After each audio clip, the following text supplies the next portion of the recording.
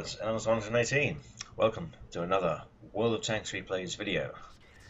Two very different replays for you today. We're starting off with Guard, who sent in a replay of himself driving the Sturmpanzer II, which is the German Tier 4 SPG. You don't see a lot of these replays on YouTube, I don't think. This one was an ace, so let's see how it plays out. He's in a platoon with Alex, who's in the Su-85B. He's over there on Arctic region.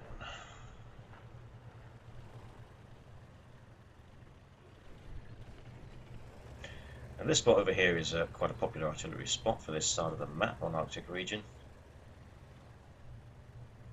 Not a particularly popular place for a KV-1 to be, but we'll worry about him later.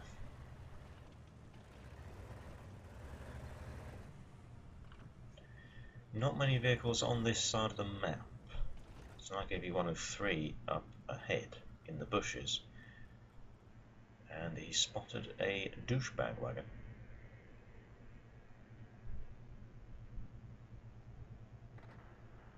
Don't know whether Guard uses the trajectory view or not.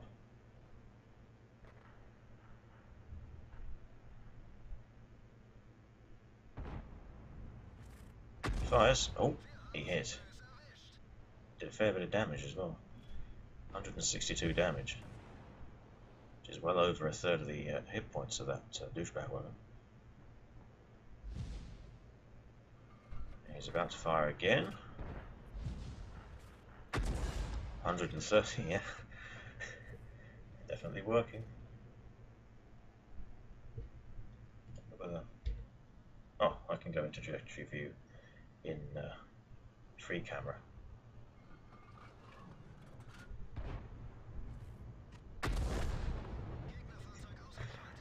Well, that was easy. Douchebag wagon didn't seem to bother paying attention, really.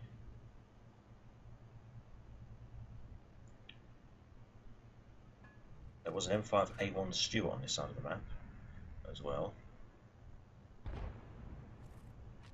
So he fires approximately where the Stewart was. Might have splashed him, did some damage, don't know. The RKV's moving up. Let's see if you can try and spot this Stewart again. Oh, there's a Hetzer there now. Oh, hit the rock. There's the Stewart.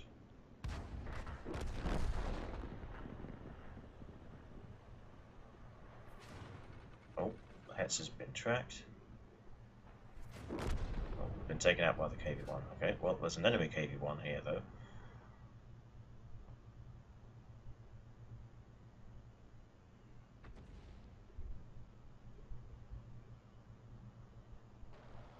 There he is.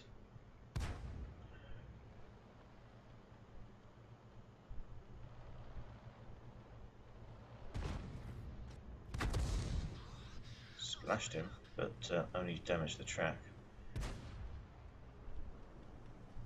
Of course, at this low tier, the Sturmpanzer II's gun is not big enough to actually cause splash damage.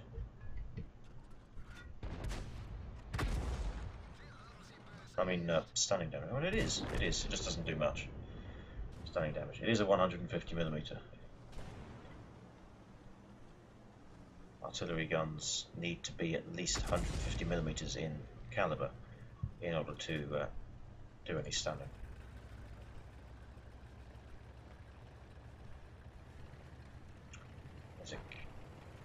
Oh, he's dead.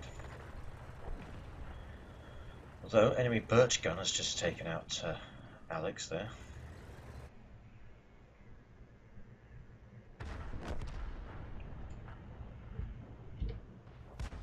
T-67. That thing has no armor. But KV-1's taken him out anyway. High explosive, I think that was, because KV1 can't do that much damage with armor piercing. And there goes the IKV. Right. Oh, Luke's.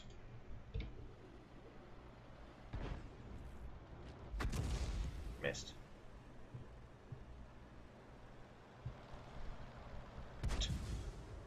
Oh my god. It's shaping up to be a very shit light tank duel, this. An ELC running away from a Luke's. Which means, because of the gun the ELC is using, he can't rotate the turret round to fire at the Luke's as he's running away, and the Luke's keeps missing. Oh, there's the A20. He's aiming at the A20 now.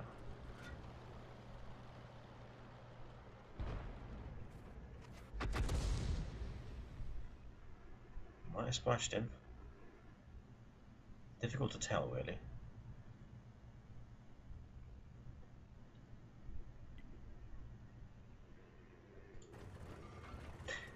We'll be honest, it's not exactly the most exciting thing watching an artillery replay. But it is something different, because I don't show these very often, as you might expect. I think the idea is it's going to get more exciting towards the end of this replay, because it's 2 against 5 now. And oh, I just saw a tree fall over to the right.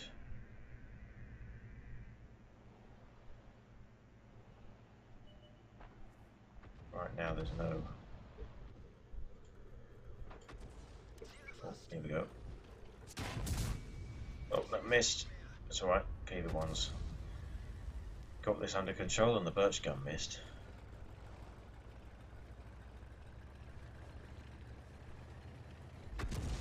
Twice.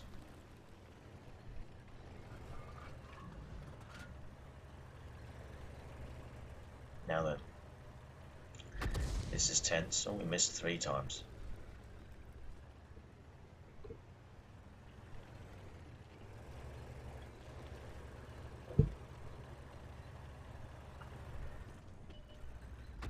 Oh, there's the T-28.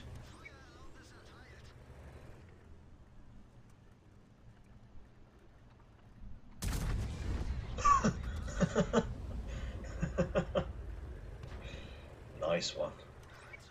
KV1, do you have this? He's going to ram to...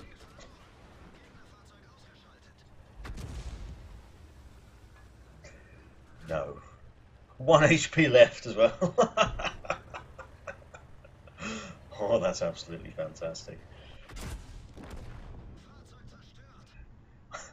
To be honest, I probably should have saved that for a for real episode, which will be coming soon. If I'd have known that was going to happen, but you know, it's an ace and all, so I guess that's why it was an ace, because of what happened at the end of the battle. Can we pause this? I think we won't bother watching the rest of this replay because I don't know how long it's going to take. And let's have a look at the battle results screen. So, Ace Tanker, Bruiser, and Rock Solid, which, in case you don't know what it is, while driving SPG, destroy an enemy vehicle by ramming and survive, as long as the SPG's speed is less than 10 kilometers per hour, and you don't destroy any allied vehicles, and it's a random battle. 1008 damage done. There was clearly some blind damage done there because it was 900 and something when I saw it. 3 kills, 711 base experience, and the KV1 did manage to carry that with his 2k damage done and 7 kills. Well done to that guy. 12,780 credits profit with standard account, and 127 stunning damage. Just, it was worth it for the end of that replay, really. That was quite something, being left on 1 health. I mean, he got finished off by the birch gun afterwards, but you couldn't be any more lucky than that, really. Because, you know, a ram from an A20 in an artillery is going to hurt. just because of how little health and little armor an SPG has.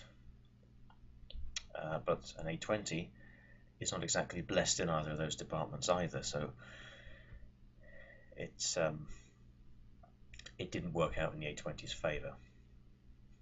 He's probably kicking himself because he really didn't have to ram him, to ram guard. Just shoot at him. Anyway, let's move on to the other replay, which is very, very different from this one. This replay was also sent by Guard, but it's not Guard who's playing. It is, in fact, Tetrus. And he is driving the IS-7. Tier 10, Soviet heavy tank. And Karelia is the map. And in this particular replay, he has Heavy Tank 15 mission for the T-55A, I think. Damage caused, damage received, and damage blocked by armor must total at least 12,000 HP and win the battle for secondary. So he's playing aggressively at the start of the match, which might give him some lovely shots on this Batchat 12T here. So, you know, he's not stopping. This is very aggressive, even for an IS-7. Then again, it's a perfect matchmaker for tier 10s. There are only 3 tier 10s on each team, so he doesn't really have to worry too much about things. You know, like tier 10 tank destroyers, it's just a Guerrilla 15. Found a Super Pershing man. Let the slaughter commence. Waiting for his tracks to come back up.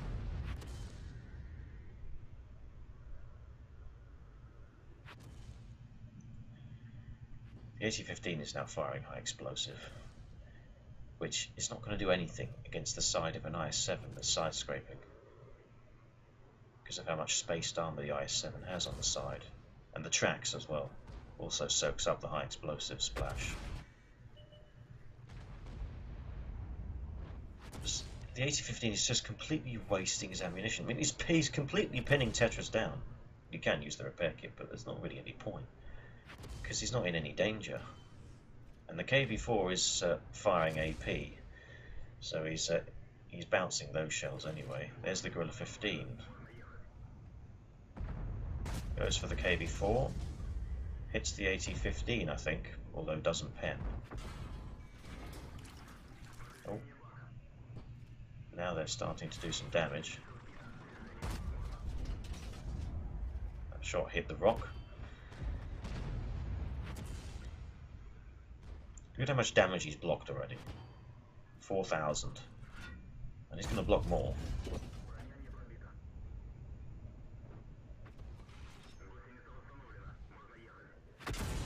KV-4 is quite troll armor, really.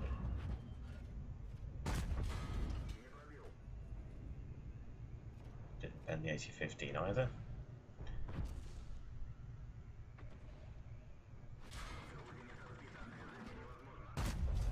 There we go. Shot goes through, clean into the KV-4's turret. That was auto pen, I think, actually. Yeah, it was.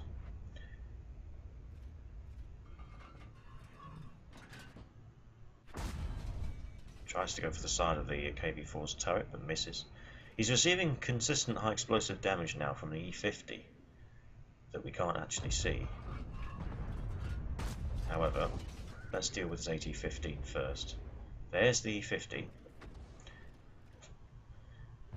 who has been tracked side on. That E50 is not very healthy anymore. Hopefully we can finish him off. Yep. E50's gone. So, let's continue. There's the KV-4 again. Aims for the the glacis at the front and went straight through the face of the KV-4 there. Well-angled side of the KV-4 bounced the killing shot.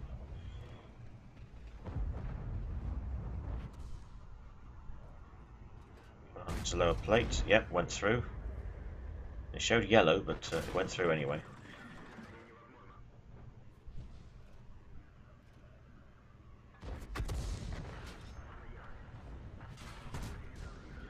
Kills the E100. Receives some high explosive damage now from the WZ-111, 1 to 4. It's annoying when they start spelling high explosive because it doesn't count as block damage, even if it does no damage at all. Like that. It just doesn't count. It's wasted their time, really. Sadly, KV-4 covered up the Guard 15.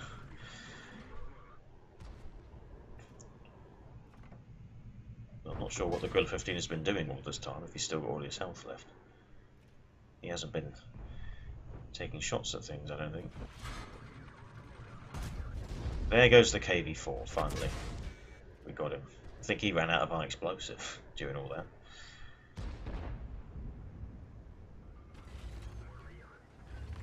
Now then. WZ. Payback time. Last round of armor piercing.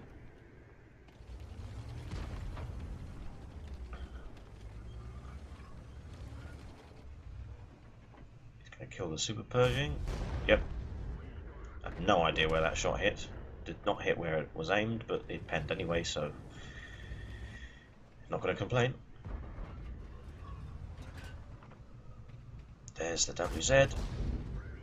With armor piercing composite rigid, he doesn't really need to aim anywhere specifically on the WZ, he's going to pen anyway.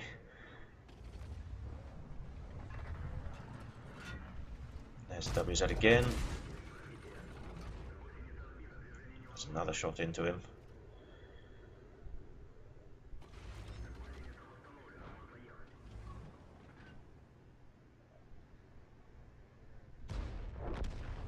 WZ is down. Right, now then. Guard 15. No. Even if the gorilla was in the right position at the right time, the shell missed.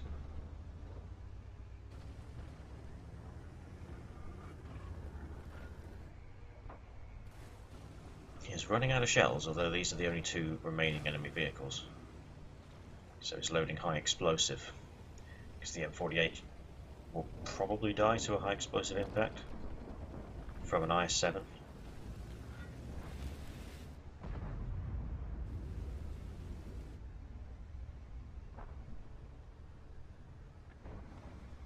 There's the Guard 15, and there's 649 damage. What is the alpha of the high explosive? 640, so slight high roll. And there we go, the Patton is dead as well, so that's the end of that battle.